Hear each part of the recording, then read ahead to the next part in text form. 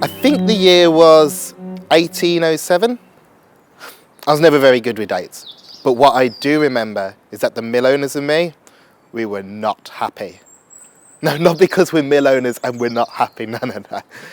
It's because those canal folk had been draining our river from the beautiful River Ray. They had been sucking all the water out to feed their canals. And while they were building those canals over the way, we reckon that the river ran slower. Not good for corn mills, that. Not good for the mills at all.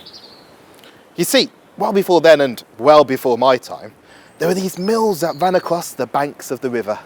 Ever since the Middle Ages, in fact. All using the water from the river to drive mills for agricultural and industrial purposes. Sometimes there wasn't enough water for everyone to be happy. Anyway, things did start to improve once Worcester Canal Company built in Richwell Reservoir.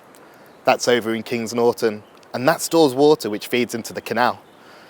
It's all just a bit of a drama really for such an unassuming river, and you lot in the 21st century must be thinking what all the fuss is about.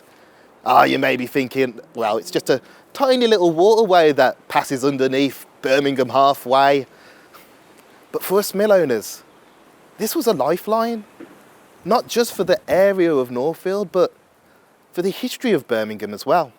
You see, the river starts up in the Waisley Hills and grows as Carrow Brook feeds into it just before Longbridge. Hawksley Mill was over there, but that has long since gone. But Milford Walk is still around and is still one of the few remaining fords on the River Ray. Now, in between Northfield and Sturchley, Merrittsbrook and Woodbrook join together to form the Bourne. The Bourne then feeds into the river all the way up to Bournebrook, and Bournebrook is where the river swells just near Cannon Hill Park. The river then disappears underneath Birmingham, becomes culverted in a few places, and then emerges in the River Tame just by the Spaghetti Junction on the M6. And that has an interesting history as well. In 1851, the river became connected to the network of sewers for the newer houses in Birmingham. It took decades for the older houses to get connected to the system.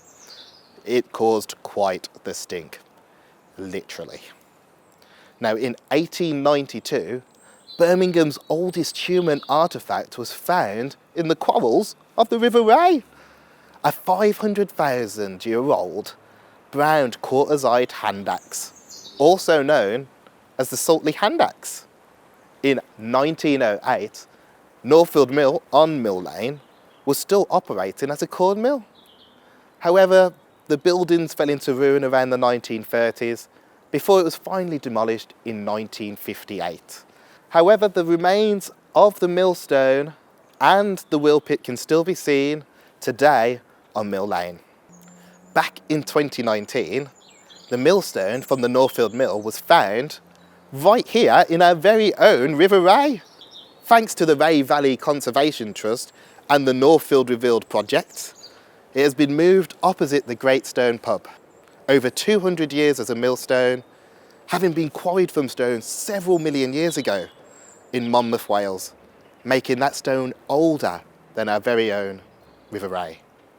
The river's length no longer harbours any mills, but rather local nature reserves, just like the one at Mitchell. But it was here in Northfield where the river mattered the most, especially for us mill owners. Not only did the river run straight through the middle of our village, but it ran through the middle of everyone's lives that live here too.